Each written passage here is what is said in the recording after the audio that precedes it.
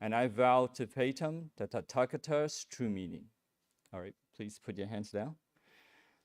Okay, this is what we are in the Amida Sutra, the Zenith direction, and we have been talking about the like Mount Sumeru Buddha. So last time we talked about like, this word like is suchness, and we defined that the Mount Sumeru is the pure, it represents the pure Dhamma body of Buddha, and the Buddha's body represents the body of enlightenment, and that is freedom. And we will go into details that in a little bit. And that Buddhism teaches freedom in the current life. It's not some promise of salvations after death. And we will see how that is related to Pure Land Buddhism, what it means in this context. And then the basis of freedom is equality, and the basis of equality is morality. And morality is what's needed to keep society intact. And then lastly, we will cover today Sukhavati, how, given what we have learned, we will see how Sukhavati is a perfect society for us to learn from.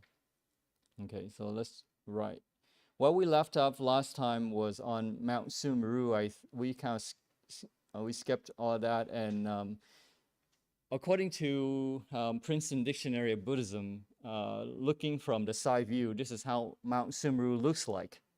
You can see that Mount Sumeru is this mountain here, and surrounded by it are the moons and the suns and the 7 rings of mountains and 7 rings and 7 seas. And Jampu Vipa is where it's India. That's where India is. So we are on the south side of this Mount Sumeru world system. And looking from, and so up above the Mount Sumeru, you have the other heavens, the heavens of this sensuous realm. Yu Jie is, and then you have the sense, the realm of form, which is Se Jie, and then the realm of formlessness, which is Wu Se Jie. So you have heavens that are residing above Mount Sumeru. And looking from top view down, we are on the south side, and according to Buddhist cosmology, on the north side, the north continent of Mount Sumeru world systems, you have the Uttarakuru. Uttarakuru is the northern continent, and it's square in shape. So everything in that continent is square. It is said that even the people's faces are square. Everything is all square. And its inhabitants classify as humans among the 6 types of beings who inhabit samsara, right? From the hells to hungry ghosts to animals, human realms, asuras, and heaven beings. So the 6 beings. So these are considered as humans. The inhabitants here are considered as humans on the northern continent. And they're said to be about 32 cubits, which is the length of a forearm. So in height, that's how tall they are, which is essentially 48 feet high. They are 48 feet high. And it is said that their lifespan is 1,000 years. So those who are reborn here live for 1,000 years. And their language is said to be very unpleasant to the ear. I'm not sure how that sounds like, but it is said that it is very unpleasant when we hear them speak. And then on the western side, you have the Goda Niya. The Goda Niya is on the western side here of the world, Mount Sumeru world system. It's circular in shape. So you can see it is square. This is all circular. And it is flanked by 2 smaller islands, just like the northern island, northern continents here. They're surrounded by, this one is surrounded by 2 small islands. And the inhabitants, it is said that the inhabitants of this continent are said to be 16 cubits tall, which is about 24 feet high. So that's how tall they are. And they have a lifespan of 500 years, so shorter than the northern continent. And the continent is home to a wish-granting cow. So they have a wish-granting cow that whatever you want to wish, you just go to the cow and then it gives you. which provides the inhabitants with whatever that they wish. And this feature may account for the name of the continent, which means using cattle. So Gadaniya it means using cattle, so that's where it comes from. And then on the south side of that, that is Jambu Vipa, so that's our Indians. And it means the rose apple continent. Jambu Vipa means rose apple in Sanskrit, corresponding to the, of course, the southern part of the continent. And Jambu Vipa is also said to be the central of 7 continents that surround Mount Sumeru. And at the center of this continent is found the diamond seed.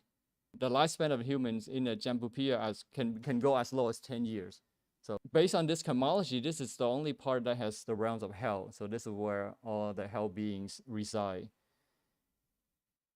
And it's located, it's said as located here, but if you read other sutras, hell can appear even mid-air, can anywhere, because wherever there are beings that wish to be, but because of their karmic obstructions that they say face suffering. So hell, not necessarily a realm, a physical place, but it could be a mental place too. Because there are people who are very rich, but they live in the realms of hell because they do not appreciate what they have, and they suffer with the enemies, right? So it's not just a physical place. They may be living in luxury, but it could be a hell place as well. But it could be a physical place as well. So it is depends on what aspect you're looking at. It can be physical or mental. And on the east side of the continent, you have the Vidha. It's the eastern continent and is semicircular in shape. Its inhabitant, it is said, classify as humans among the 6 types, just like the other continents, but they are said to be as twice as tall as the inhabitants of the southern continent. So we're more normally about 5-6 feet tall. So they're about 10, 12 feet tall, it is said. And they live up to about 250 years. So that's their lifespan, 250 years. So I thought I share that with you based on what Sumeru is. But from this context, Sumeru here, because it's a very tall mountain and it represents the most noticeable object. And so when we circumambulate, when we walk around the Buddha, like Raofu, right, we are envisioning that we are walking around the Buddha, which represents a very tall object. So it is, by doing that, we're visualizing respect and gratitude for the Buddha who is being almighty, if you will, right, from that perspective. So when we walk around the Buddha, we should, that's what it means. And during the Buddha's day too, whenever the Buddha gave a lecture and people came, they would walk around the Buddha 3 times to symbolize the Buddha being the greatest object in that assembly, right? And so in this context too, Mount Sumeru represents something that is great in size and ideal, okay? And then we went into to talk about conditionality, because this is very important. This is very fundamental in Buddhism. In the law of conditionality says that A being present, B arises. And in the absence of A, B does not arise. So things arise because of conditions. So things are not generated. Things are not generated out of nowhere or generated by a single source, but they are generated because of conditions. So in other words, you cannot say that they exist nor not existing, because they exist because of conditions, and they stop existing because of conditions as well. So people, other religions believe that things are generated by a single source, or things are generated by nothing, and that, or they don't exist. All right, so those are not correct from the Buddhist perspective, but things come to fruition because of condition. And so what that means is that even though we know that this life, this body does not truly exist, it exists based on conditions. But because we have this existence of the body, we need to fulfill our responsibility as the owner of this body. But we don't become too attached to this body. We eat, we live a happy life, not because that's our primary goal in life, but because we want to be well equipped, well prepared for the journey, for something higher. Right? So we have this body, we have to take care of this body. But then we don't overdo it and pacify, and indulge in senseless pleasure. But we want to live a happy life. Being happy is important because it gives you the motivation to continue. And so there is nothing wrong with living a happy life. Buying things that you need and buying things that you like. There's nothing wrong with that. Just don't make that your primary goal in life, right? And so that's what it means is conditionality is we have to be realistic, right? You have to go back to the conditions, go back to reality, that to live a happy life for a greater purpose, for ourselves, for others. And because in living is part of society, and we cannot live without others. And we are part of that society, that fabric of society. And so whatever that we do, we have that ripple effect. But if we live unconsciously, or we live or a very self-centered way of life, we also have that ripple, negative, self-centeredness ripple in that fabric, and of course it's going to come back to us. Right? So when we search for enlightenment, spiritual liberation, we want to make sure that we are radiating positive energy. That means we have to put in the effort whenever we can. It's not just about self-absorption, but it's about making sure that wherever we go, we generate this positive ripple throughout the universe. Right?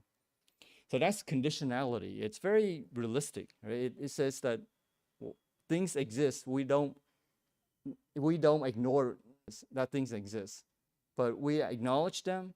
But we don't become enslaved by them. Okay, and in other words, from a more realistic, is from the fourth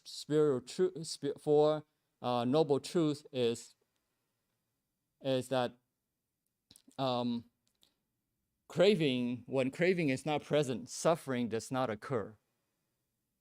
And of course, this is mental suffering. So when you have craving, there is suffering.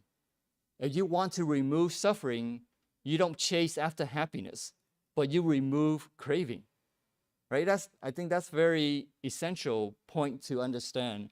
That many people believe that they have to pursue something, they have to get something, obtain something in order to be happy. But that is wrong according to Buddhism. Buddhism says you don't need to chase after it. You just need to remove craving as part of that formula to have happiness. So it's not about chasing something, because that in that chase, the pursuit, there's still craving of that something. Therefore, suffering will follow. Sorry. Here it's not to say that suffering is the result of craving, though, not because every suffering is because of craving. I think we have to understand this very clearly. Some people understand that, whatever happens is my karma. That is not Buddhism. That is something else. And in fact, that is Jainism. That's karmic determinism. The karmic determinism says that whatever you've done in the past is what you are today. And so there's nothing that you can do about it. It's the suffering, the happiness that you have today is because of your past karma. So it's saying that your past completely determines who you are today. And that's not Buddhism, because that's not conditionality. That leaves no room for change, no room for improvement. So you are what you are because of the past. There's nothing you can do about it. And you can see this very clearly in the caste system. Right? The caste system says you belong to this caste. Therefore, because of your past evil deeds, that you are facing suffering. Therefore, you just need to humbly endure the suffering. And you should be okay in the next life, which is not correct, because that's enabling other people to abuse those who are in the advantaged position. If you become a doormat, people are going to step on you, and you're encouraging that behavior. And if everybody in society does that, then becomes contaminated. People will see that mistreating those who are not representative as something that's normal, and that's not correct, right? So that's Buddhism is saying, yes, unfortunately you are in this situation, but it doesn't mean people should treat you that way, or you should allow people to treat you that way, right? So that's karmic determinism, and that's not Buddhism. That's not conditionality. And when we have suffering, doesn't mean it's our past. And it's especially physical suffering. Those are not necessarily due to one's previous and skillful mental factors. When you're sick, it doesn't necessarily mean it's your past karma. For example, maybe you have food poisoning of some sort that makes you sick. It doesn't mean your past karma. It's the condition that you put yourself in a current condition. And on the other side, Jainism is very close to Buddhism on the surface. If you don't study deep enough, you will not appreciate the differences between Jainism and Buddhism. Jainism, the Jains take the 5 main vows, also ahimsa, right? No violence, telling the truth, no stealing, no sexual continence, and non-possessiveness. So it's very similar, just like the 5 precepts.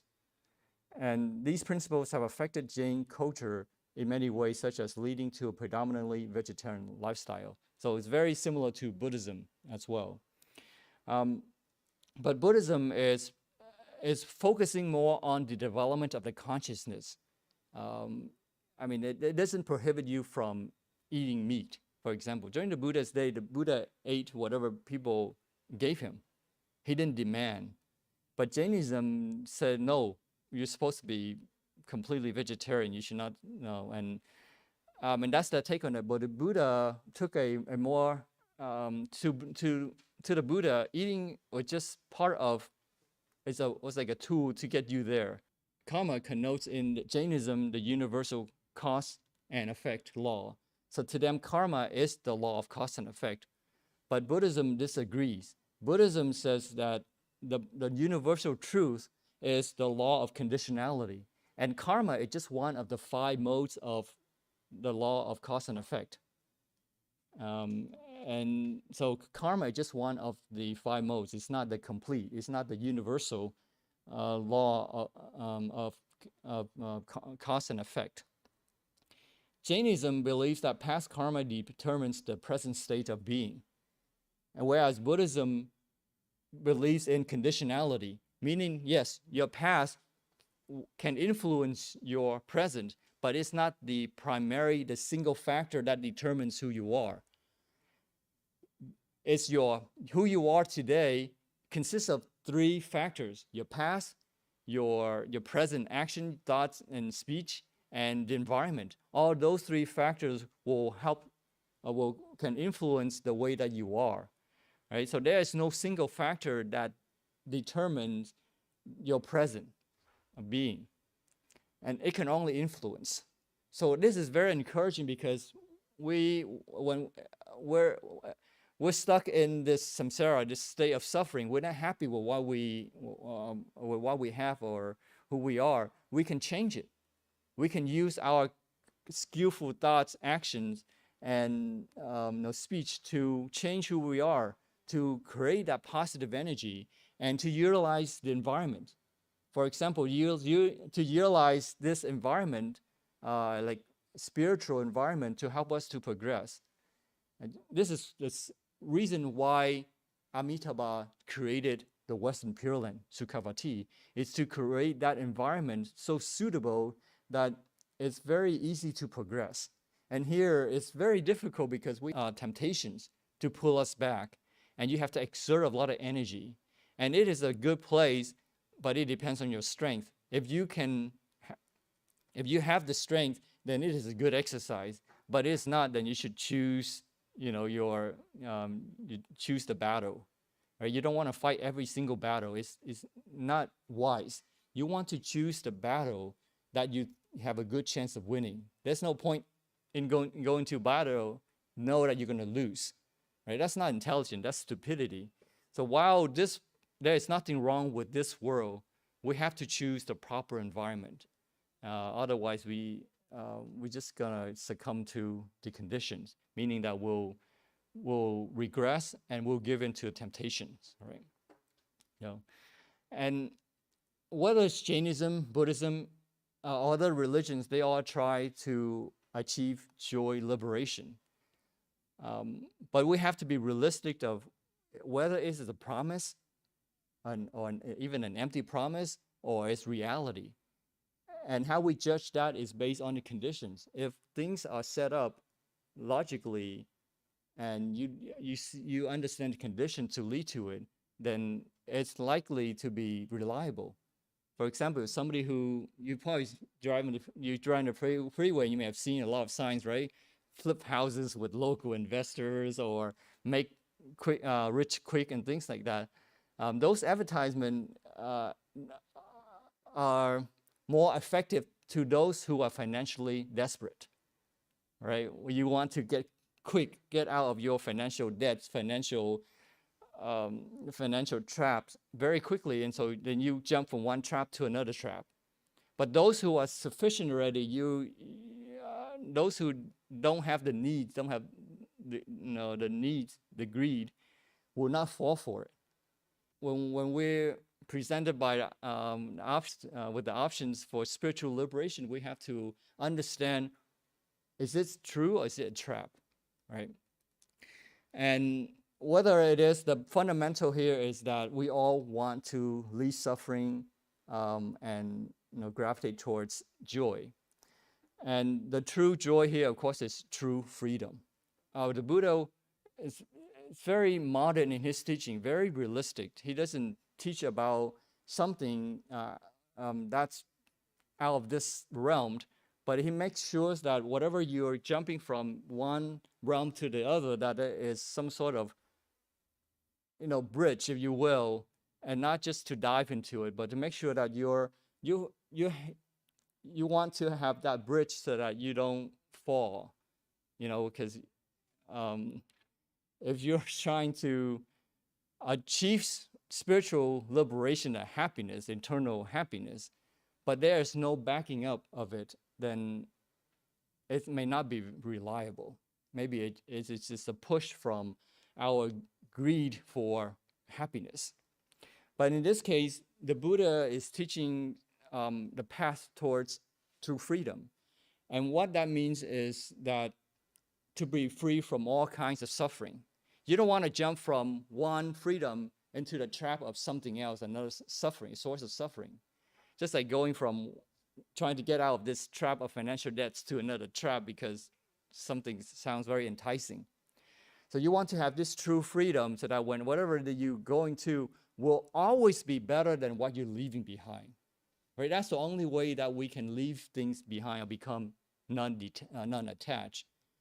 We don't want to force ourselves to be detached from things that are personal to us. Otherwise, because if you do that and you don't have something better to replace it, you are going to be gravitating towards it.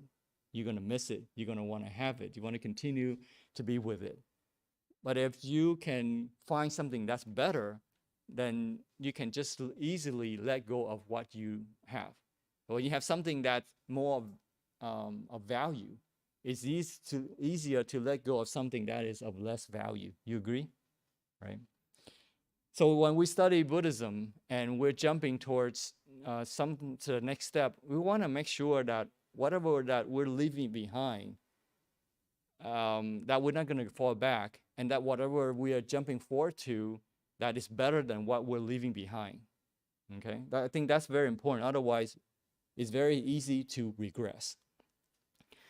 So here the Buddha, he says that the Buddha did not teach only morality, but he also taught the principle of freedom, social, intellectual, economic, and political freedoms, principle of equality also. So the other religions at best teach spiritual liberation in the afterlife, and that but there's no, they can teach equality, but they don't believe in equality because the highest position is close to everybody else except for one being, right? So that's not equality.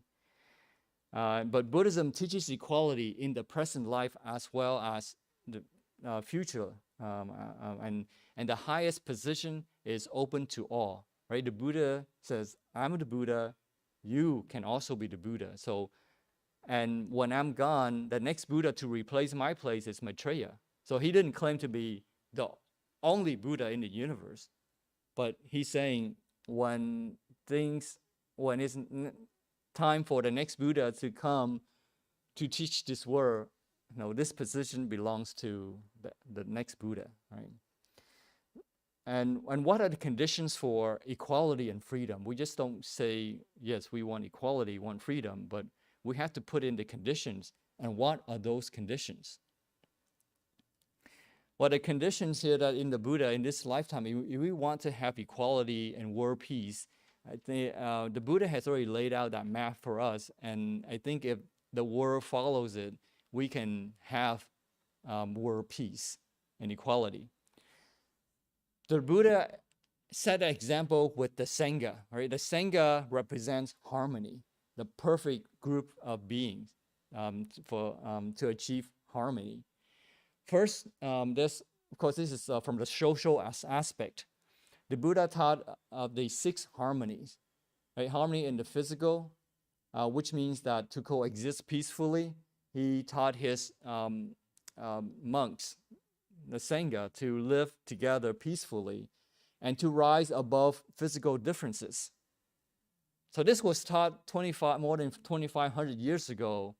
Although our civilization has advanced, but we have not learned much, right?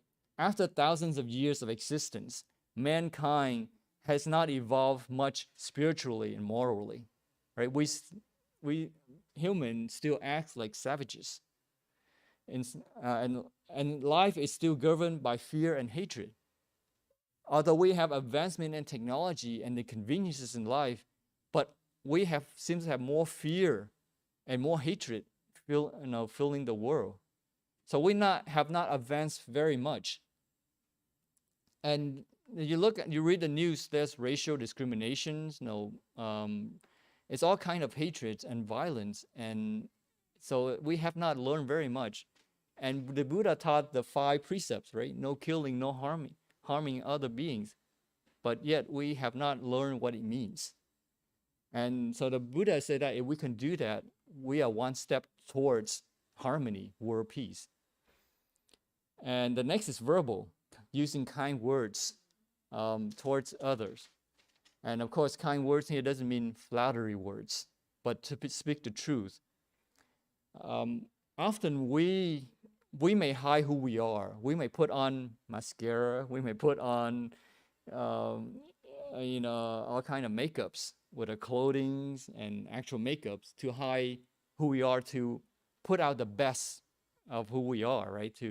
For a public show. But often our words expose who we are inside. Sometimes we say things that expose who we are inside. There are people who might dress very well, but when they speak very, they use harsh language, which exposes the dark side of their heart, right? So when we use speech, we should be, when we study this, we should be reminded to use kind words and to not hide, but we understand that whatever we say is exposure of who we are inside. It's a reflection of who we are. And words can do more damage. For example, you don't have to do anything to hurt somebody else. But all you need to do is just to say a few words and to create conflicts, and then the other two parties will set fire on each other, right? They will kill each other. All you need to do is just go to one party, say a few things about the other party, and then go to the other party, say something to the other party, and now there's misunderstanding, there's mistrust, and then whenever they see each other, whatever they say, they regard it as attacked, and now they are ready to attack each other, and they destroy each other. So words can be very harmful if we don't know how to use it. But also words can be very beneficial and can harmonize things if you can go to the two friends of yours who are arguing and say something nice to resolve the misunderstanding. You don't have to do much, but you can resolve the misunderstanding, right? So words are very powerful. You don't have to punch somebody in the face to hurt them. You don't have to pull a gun to kill them, but you can say a few words. You could say a few words to the other party, and then they will fight and kill each other generation after generation. They will hate each other, right? So words are very powerful and can be very damaging if we don't know how to use them. But of course, this is probably the most difficult of the to keep, to prevent violating like the precept, right? Of the 5 precepts, speech precept is probably the easiest to violate. For example, like killing, it's not easy to kill people. Like if somebody was to ask us to go kill people, it would be very difficult because we don't have that temperament. Because we would want, in order for a person to kill somebody, there needs to be extreme hatred and ready to kill, right? And we don't have that energy. Or extramarital affairs, you gotta have the willingness to destroy each other's family, right? Or stealing. There's gotta be greed and willingness to hurt others. So it's not easy. But in a group discussion, you don't have to do any of these, and you can still violate the 5 precepts by saying lie or gossiping, right? It's very easy in a group discussion to not gossip.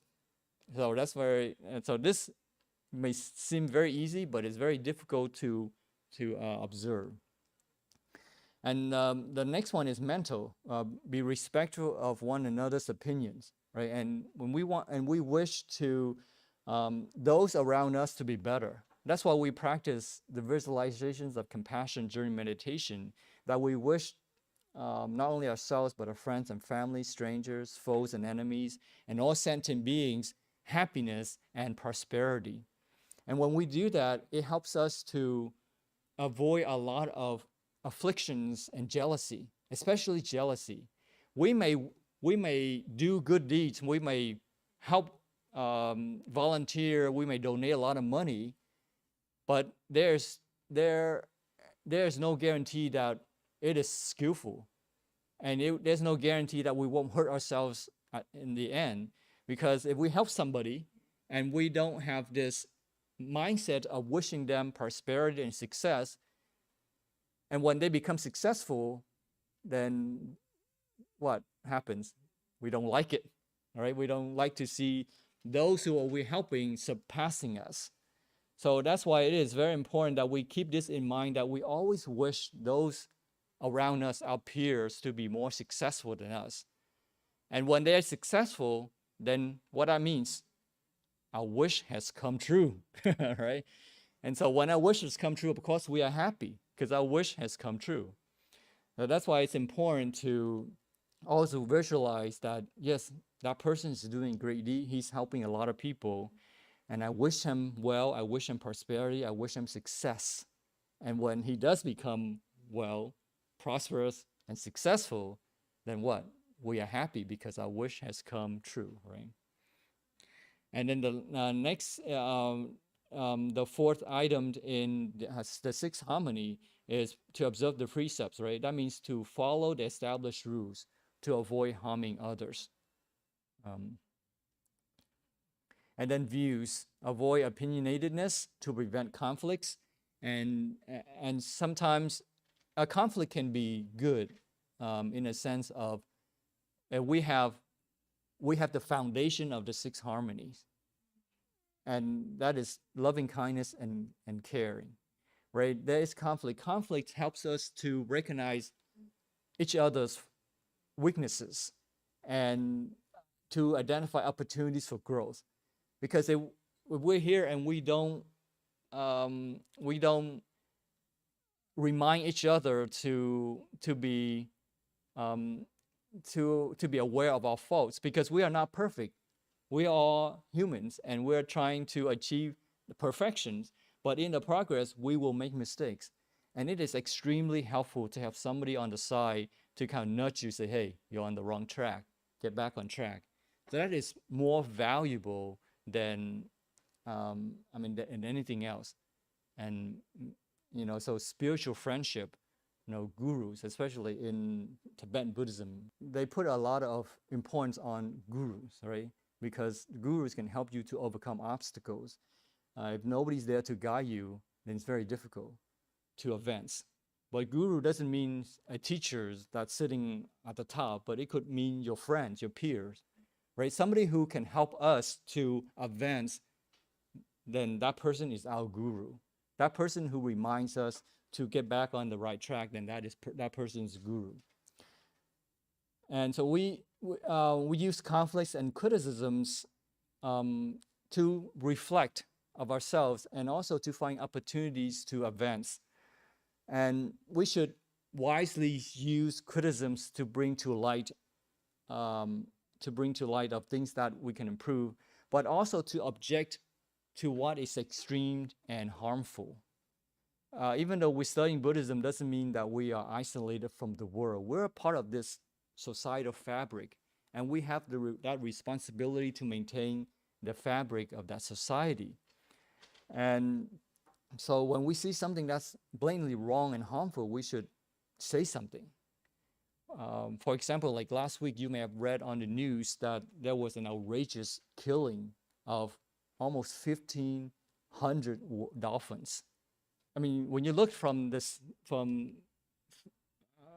sea into shore, it's like almost like a blood of water, body of water, and it was all coming from the dolphins, the killings of the dolphins. Right? So the international parties, people are saying, "Hey, this is crazy. I know you depend on hunting of dolphins to feed and to make a living out of it, but this is a lot of dolphins that you're killing." And I believe, according to this news reporting, this is like the largest number of dolphins killed ever. And you can see like kids, helping to pull the dolphins, and they'll pull the dolphins on shore, and they'll just kill the dolphins, or they'll just let the dolphin run out of air. And it's just a very sad event. And I'm glad somebody mentioned about it, right? So now, with this international outcry that their government, the leaders of the islands, are reevaluating the rules of this hunting. So which is good, right? So hopefully they'll come to the senses that to control the killings, meaningless killing, right? So when we say some difference, because we study Buddhism, doesn't mean that we should not say anything. When we say something, doesn't mean that we go out and make protests, right? I'm not encouraging people to make progress, but we should share something like this. Hey, this is wrong. We should share the news and encourage to do what's best for society.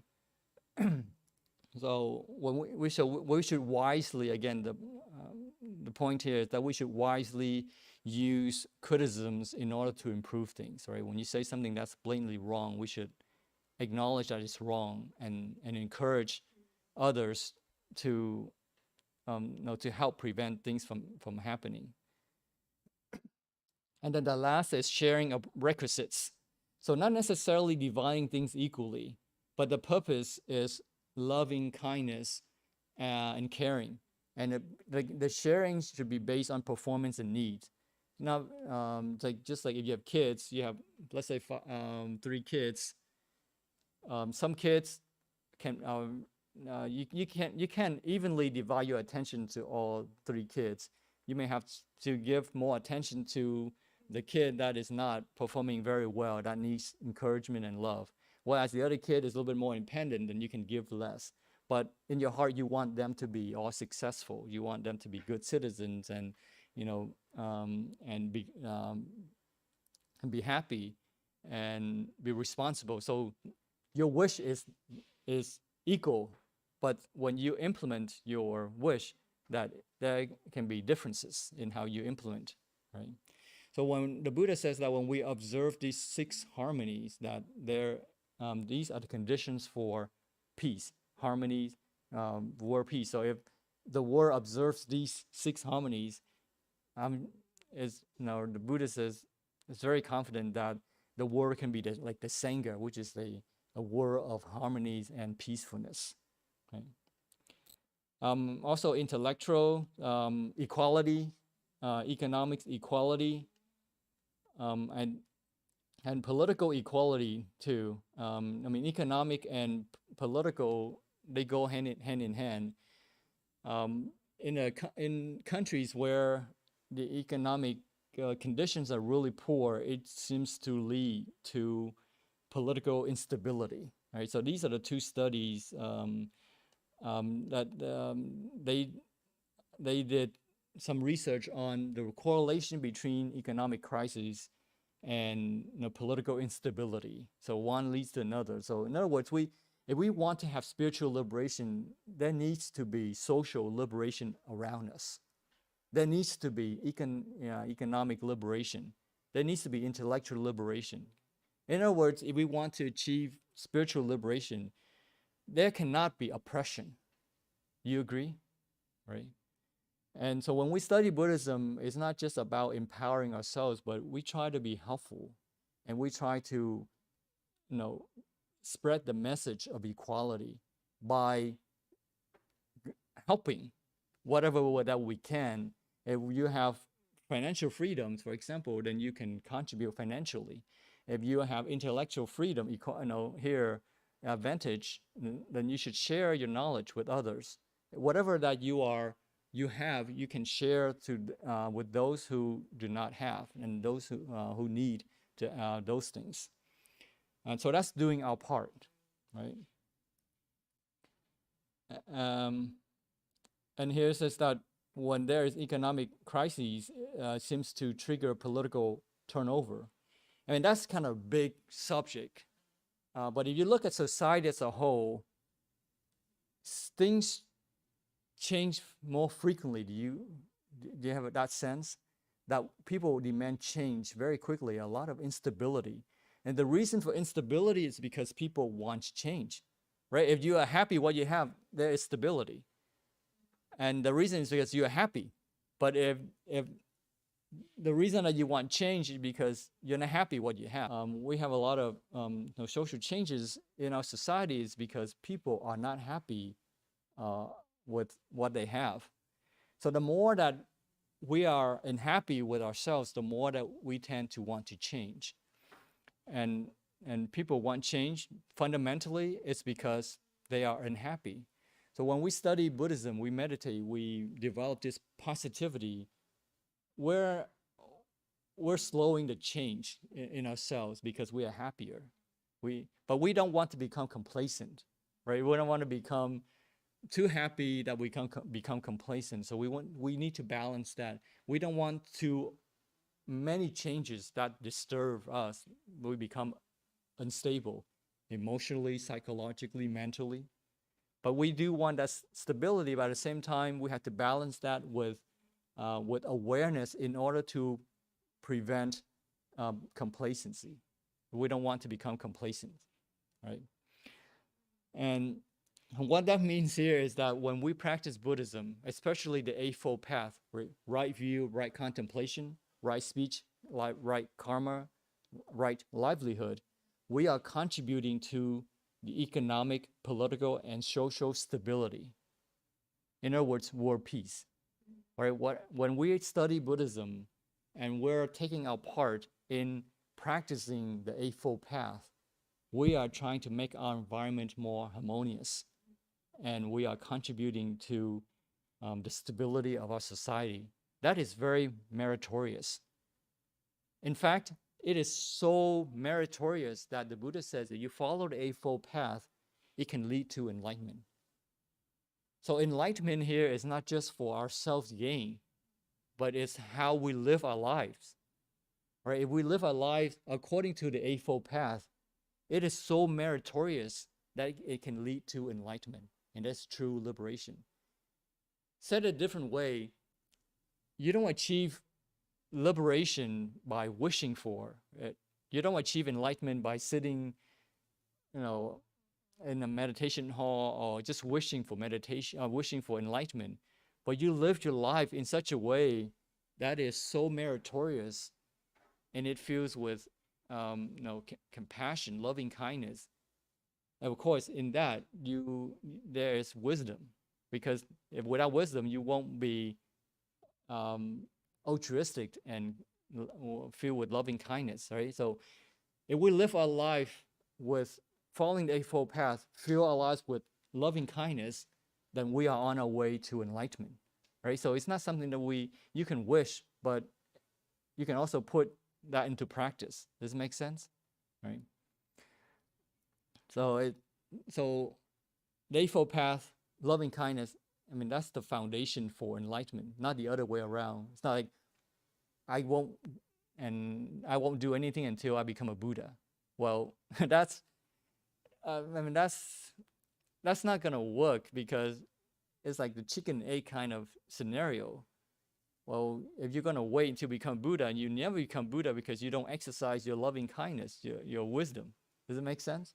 But if you work towards it, don't mind too much. You know your goal, but don't drive yourself crazy that you're not a Buddha yet.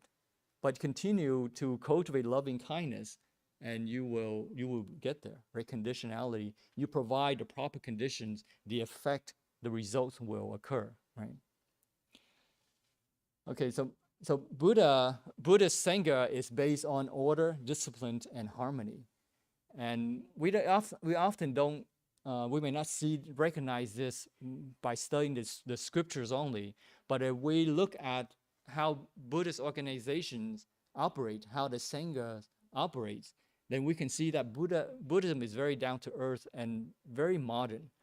For example, Dr. Ambekar, he said that a study of Buddhist bhikkhus or sanghas shows that the sanghas were nothing but parliaments. He meant that they observe order. They know how to run the order. They said that the sanghas knew and observed all the rules of the parliamentary procedures known to modern times. So we're still using things that the Buddha had used in the 2,500 years ago. Right? They had rules regarding motions, seating arrangements, resolutions, quorums, whipped counting of votes, and so forth. Although these rules are parliamentary procedures were applied by the Buddha to the meetings of the bhikkhus sanghas, he must have borrowed them from the rules of the political assemblies functioning in the country in his time. So he was a prince, right? He followed his father in the ruling of the country, and so he observed all these. So he must have borrowed from when he was a prince. So the Buddha's teachings were, in fact, very modern, right?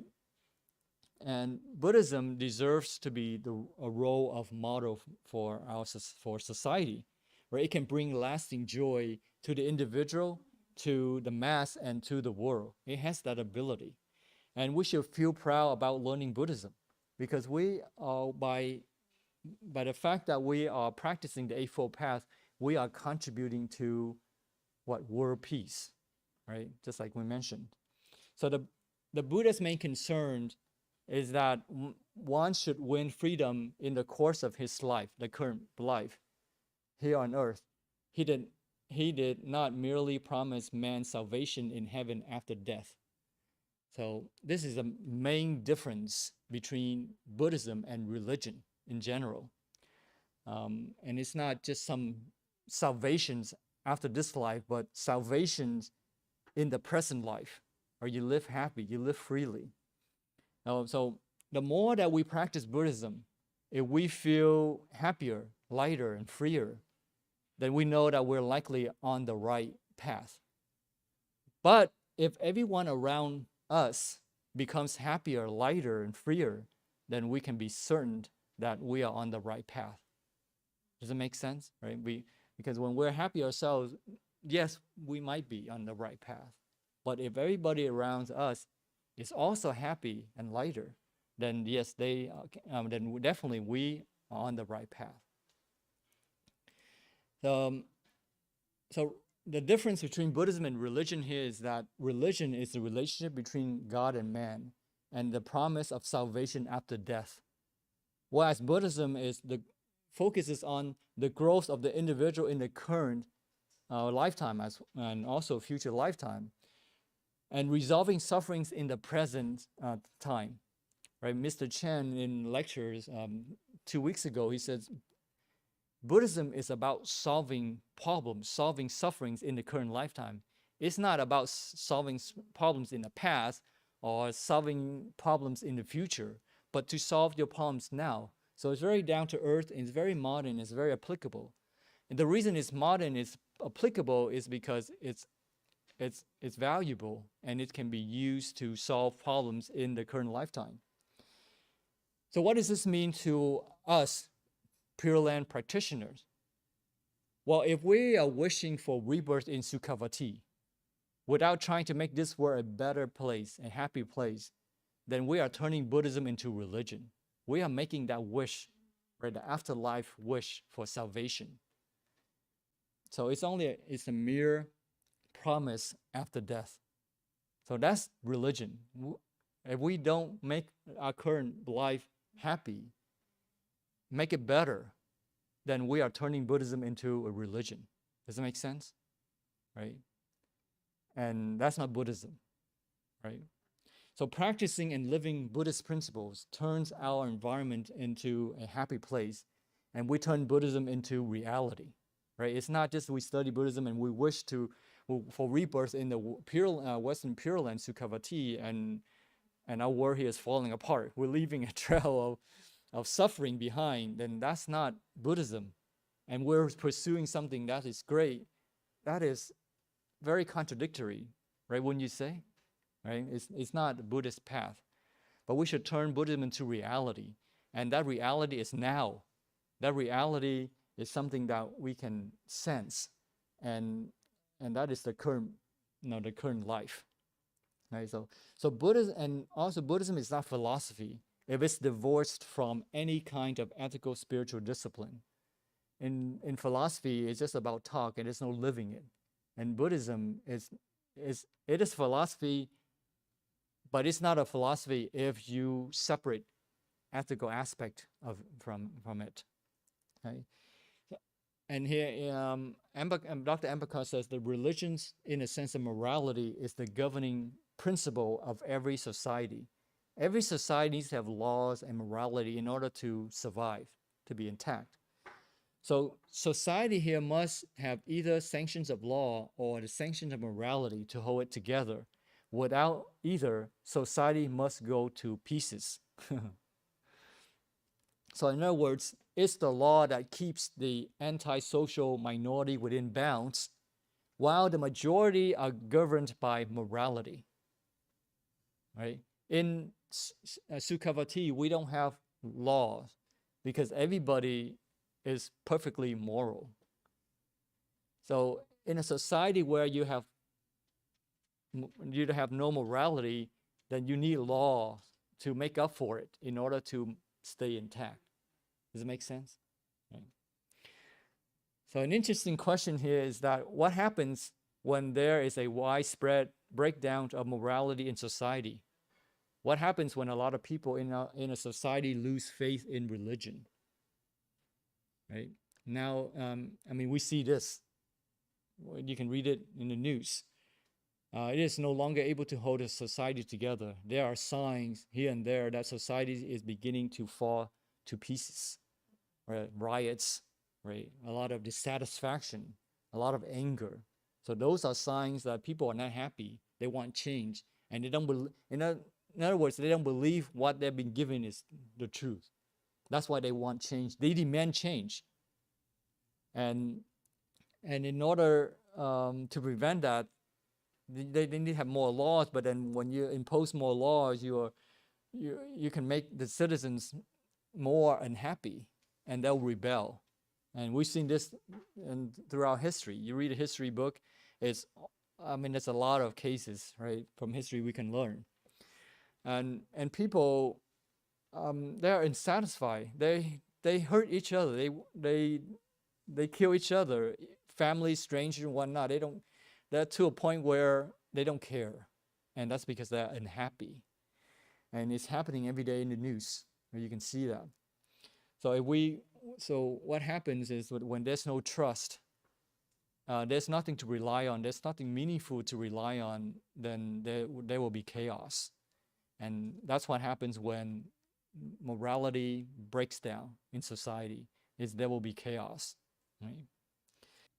So all of this is really based, I have 25 more minutes to complete this. This is building a foundation for what I want to say next, and that is the preparations for why Sukhavati is a perfect society. And here I want to emphasize that the basis of freedom is equality, and the basis of equality is morality, and morality is what's needed to keep society intact. And religion in exclusively deistic terms cannot hold society together because its basis is not morality. That's an interesting observation, that religions do not believe in morality. But Buddhism does, because the basis, the foundation of Buddhism is morality, such as the threefold study. You have precepts on morality, meditations, and wisdom. And the sixth harmony. So that shows you that the fundamental of Buddhism is morality, but in other religions, it's not necessarily so. They're only using morality as a tool to achieve the means. So in other words, they don't truly believe in morality. And we'll see how that is. So morality here, according to Dr. Ambakar, has no place in religion. For religion is concerned with the relation between man and God, whereas morality is the relations between man and man. And religion morality comes into religion only in order to help maintain peace and order. And it is not the root of religion. Morality is the wagon attached to religion. It is attached and detached as the occasion requires. For example, you see in those extremists, right? If God tells them to do something, then morality is disregarded, right? Religions of extremists, they protect those who follow them, but then they kill those who challenge their teachings. So in other words, when it comes to killing them, they put morality aside, right? So the actual morality in the functions of religion is therefore causal and occasional. Morality in religion is therefore not effective. But for Buddhism, as far as concerned, the exact opposite is the case, where morality is Dhamma, Buddhism, and Dhamma is morality. Morality is the essence of Dharma. Without it, there is no Dhamma. And the morality in Dhamma arises from the direct necessity for man, to love each other. So showing loving kindness to one another is the right and the natural thing to do. Even it may require one to sacrifice him or herself to save others. And that's altruism, right? And in the Buddha, the various scriptures in Buddhism, we see that the Buddha in the past sacrificing himself to save his fellows, to save other people, to save even animals. For example, when the Buddha was sitting under the Bodhi tree about to attain enlightenment, Mara came to challenge the Buddha. And I want to share this with you, and the Buddha justified why he deserves to gain enlightenment. The Mara here is the personifications of afflictions, right, unskillful mental states. He said to the Buddha, "What right do you have to sit on this spot under the Bodhi tree?" And the Buddha says, "Well, I'm going to gain enlightenment, so I have every right to sit here." Mara then asked the questions, "Well, how do you know you're going to gain enlightenment?" The Buddha says, "I know because I have practiced the 6 paramitas, giving, these are, you can say, morality, right? Giving and precepts, morality, for hundreds of lifetimes. And I'm ready to gain enlightenment because I prepare myself for this practice of the 6 paramitas." But Mara is not convinced, and so he asks the Buddha, well, what is your proof that you have practiced the six paramitas for all these lifetimes? Who is your witness? So the Buddha replied, well, the earth itself is my witness. I have practiced the paramitas for hundreds of lifetimes on earth, and the earth has seen me practicing them all. The earth is my witness. So after he said these words, you've seen the picture where the Buddha is sitting cross-legged, right? And then his palms touching the earth. That's what it's representing, is that he touched the earth. And then the voice came from the earth saying, what he says is true. He has indeed practiced the paramitas for hundreds of lifetimes. I have seen it all. I bear witness. And of course, Mara could not challenge the Buddha anymore and left. So the Buddha here, hundreds of lifetimes, practiced Dana, Sila, precepts in order to reach enlightenment. So part of that enlightenment, of that spiritual liberation, are Dana, givings, right? 布施, bodhi, and Sila, precepts, 持戒, 止业. To reach enlightenment, one needs to practice paramitas, which includes Dana and Sila. So Buddhism is fundamentally moral. Does it make sense? Its basis is morality. So it is for his own good that man has to love men, other people, all sentient beings. And on the contrary, it is and it should be sacred and universal morality that protects the weak from the strong. So loving kindness and compassion are the dynamic aspect of wisdom. So wisdom is static. Wisdom is something you gain, but if you want to put in motion, then that means you have to put loving kindness into practice, compassion. So what does this mean here in terms of Sukhavati? That what I want to drive to is that it is what makes liberty, equality effective for if there is liberty for some but not for all, and equality for a few but not for a minority. In other words, if we want to make liberty and equality effective, it needs to be applicable to all, not just a group of people. And if you look at Sukhavati, why is it Sukhavati is a perfect enlightenment, for perfect society? Is you look at vow number 3 from Amitabha's Infinite Life Sutra. He says that should I attain a Buddhahood, all human beings and heavenly beings in my land will be the color of genuine gold. I mean, everybody will have that beauty, the physical beauty, but also an outside appearance. In other words, in this world, differences make us jealous, makes people jealous, and discriminate and oppress each other, such as the caste system, right? With the caste system, their religion cannot protect them. Those people who believe in caste and they happen to be in the lower caste, they face oppressions and their religion cannot protect them. Buddha's body, and the Buddha's body represents bravery and strength. And so when we are born in the Sukhavati, we will have the body of the Buddha to representing that we have internal and physical strength. And when people are beautiful, when they are strong, they are more confident. Or you want to agree? Yeah. Even though it's on the outside, it helps to sustain what's on the inside. So when we just talked about conditionality, we have this life, although it's conditional, but it can be very helpful if we know how to utilize this life, right? If we cultivate merits and we are strong, we look magnificent, we look healthy, it gives us a sense of confidence, a boost. It's not the end goal, but it is very helpful, right?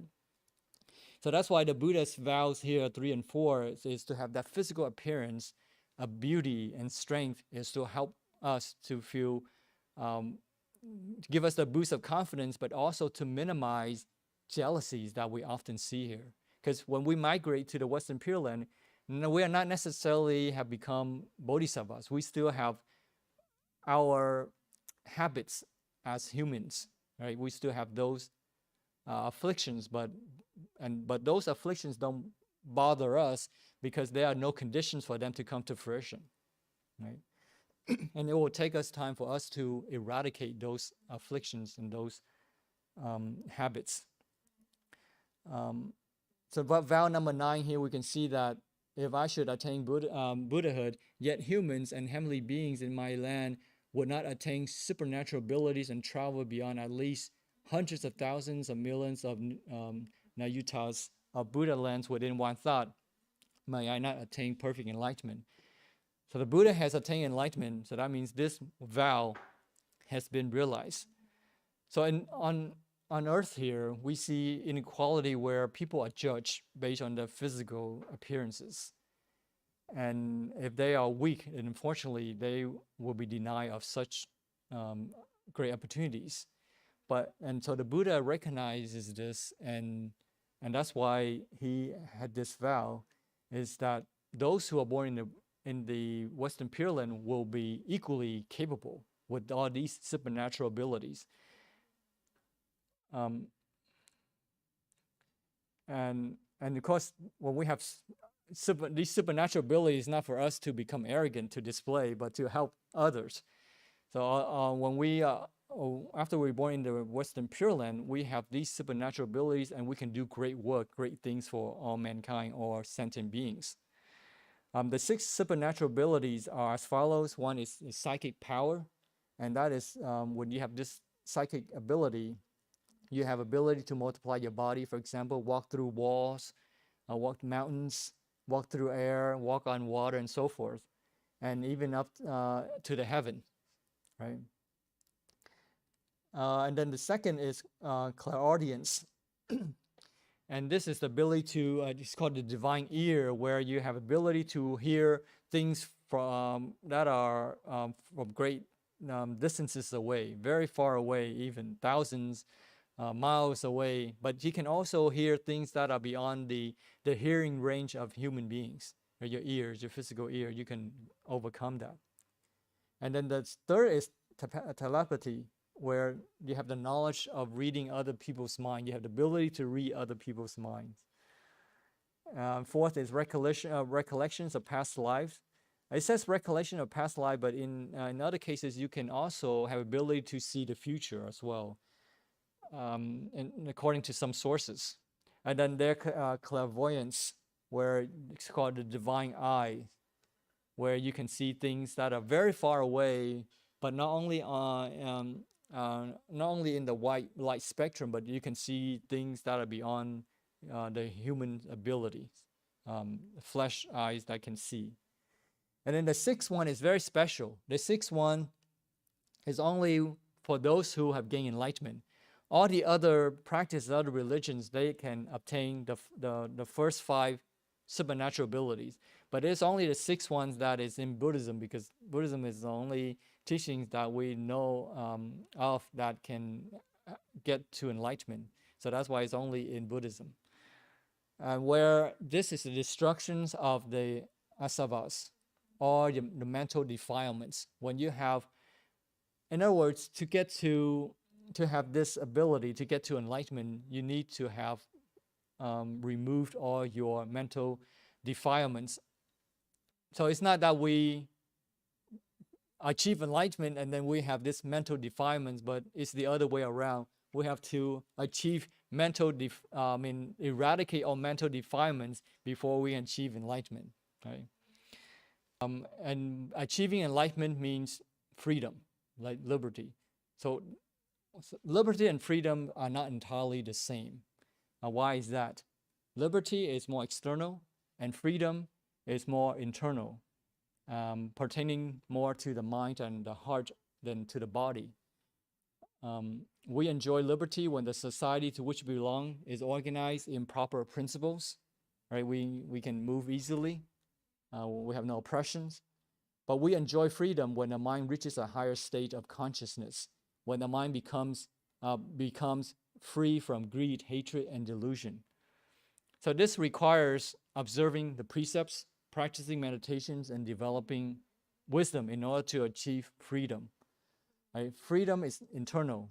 Um, the reason is because no one can get rid of our um, greed, anger, delusions for us. We have to get rid of those things ourselves. And Buddhism attaches the greatest importance to freedom. And freedom is, in fact, the ultimate goal of Buddhist path. The Buddha once says that my Dharma is like the great ocean. Just as the great ocean has one taste, the taste of salt, so my Dharma has one taste, the taste of freedom. Right?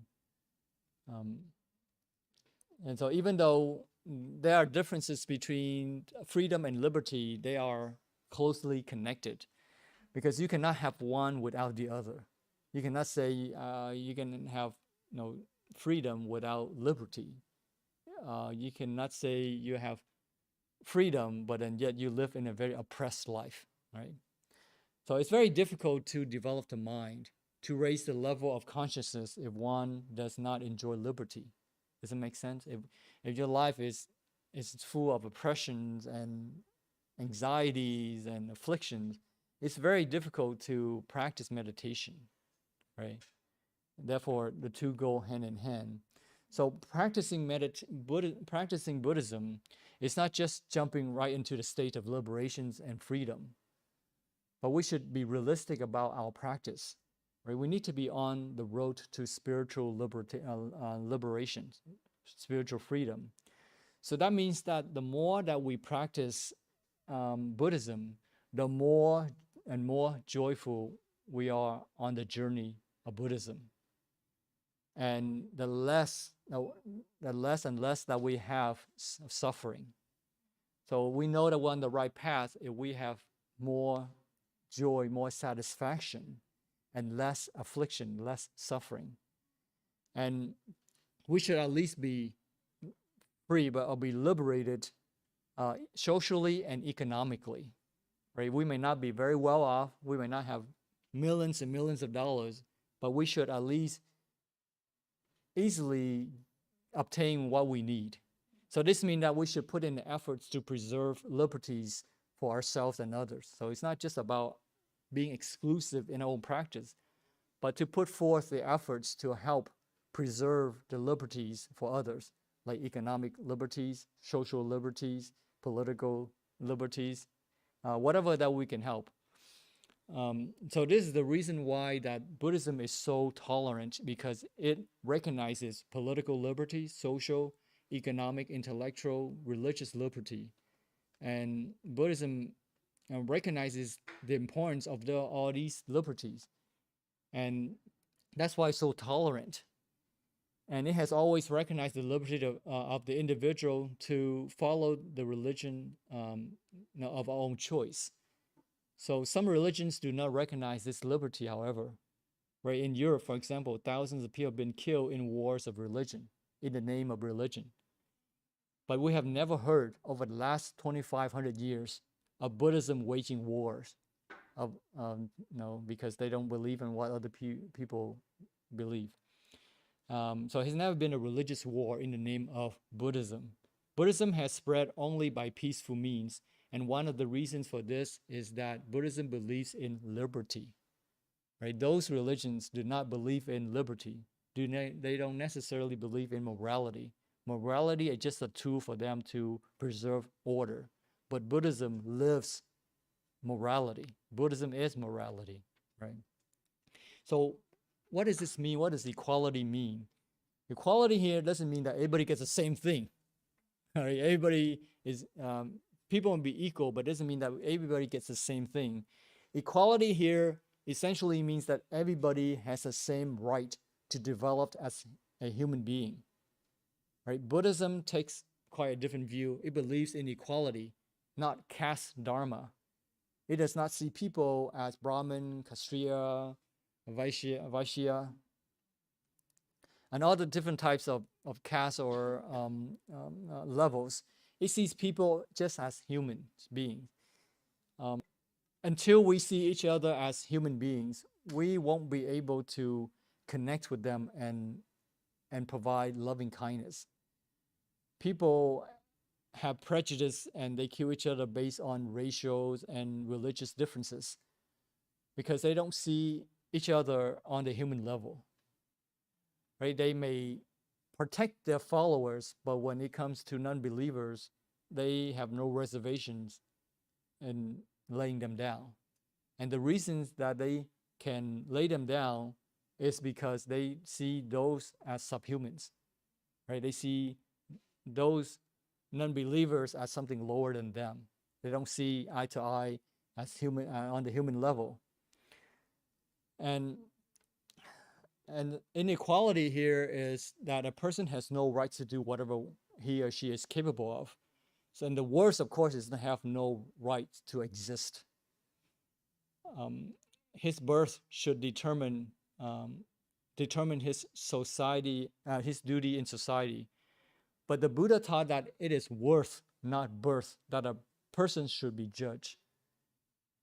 So it is our value, our contributions as human beings that we should be judged, right? Not our birth. So here in the Dhammapada, the Buddha's Brahmin approach to the Buddha, saying that because the Buddha had praised a lot about Brahmin, he thought to himself that I must be a Brahmin too, because I was born in a Brahmin family.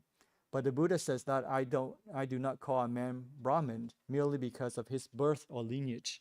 I call by this title only the man who has reached the supreme goal, arhatship, right? So in Hinduism, for example, it says that if you're born a Brahmin, then you have the right to study the Vedas.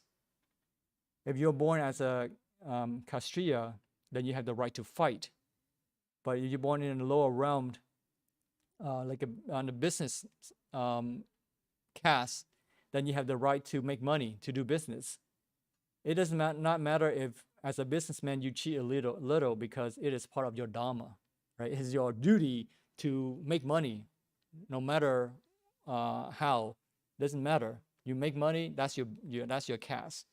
So if you are born as a Shudra, then you have the right to serve everybody else, all the members of the three higher castes. And if there are castes of thieves. If you're born in the caste of thieves, then you have the right to steal. There's no evilness. There's no sin. There's no unskillfulness in that, because that's what you were designed to do. And in fact, it is your dharma to steal, right? If you don't steal, then you are committing a sin. And so they don't believe in morality. They believe in the caste, the duties. So Hinduism does not really believe in morality. It believes in caste dharma. It believes that it is sinful to give up your own caste dharma. And the Shudra by birth is not allowed to study the Vedas, however intelligent he or she may be, because that's their caste. So if they study the Vedas, then they are committing sin. But in the Sukhavati, vow 28, it says that should I attain Buddhahood, bodhisattvas in my land, even those who would few measures of virtues, could not know and see the Bodhi tree with its immeasurable light and colors. 4 million miles in height, may I not attain perfect enlightenment. So in other words, in vow 28, we were born there, we will be called bodhisattvas, but we're not fully bodhisattvas because we do not have all the merits and virtues. But yet, we will be equally capable at those of the bodhisattvas, because the Buddha will help us. So even though we lack, we are not at the high level, we don't have that development, but once we're in the Sukhavati, we are equally capable with all the other true bodhisattvas. Right? And the Amida Sutra says that all the sentient beings who are reborn there will make offerings to 10 trillion Buddhas in other directions. So they go throughout the universe, so you can see how capable that they are. We as human beings, we're very limited, but once we're in the Sukhavati, we are just as capable with all the other bodhisattvas. And then vow 41, he said, should I attain Buddhahood, yet all the multitudes of bodhisattvas in lands of other directions who hear my name will suffer any lack or imperfections in their faculties at any time before attaining Buddhahood, may I not attain perfect enlightenment. So that means here that when we're there, we will not have any imperfections in our faculties. Right? This is very encouraging because we are not perfect in this lifetime, but we have a chance to be perfect in Sukhavati. Amitabha here is very compassionately says to us, it's okay, it's all right if you will be fine when you have arrived at in the Western Pure Land Sukhavati. Okay, so let's summarize all this here. Um, um, okay, so let's summarize what we just talked about. This part of the Amida Sutra is on the like Mount Sumeru Buddha, who represents the pure Dharma body of Buddha.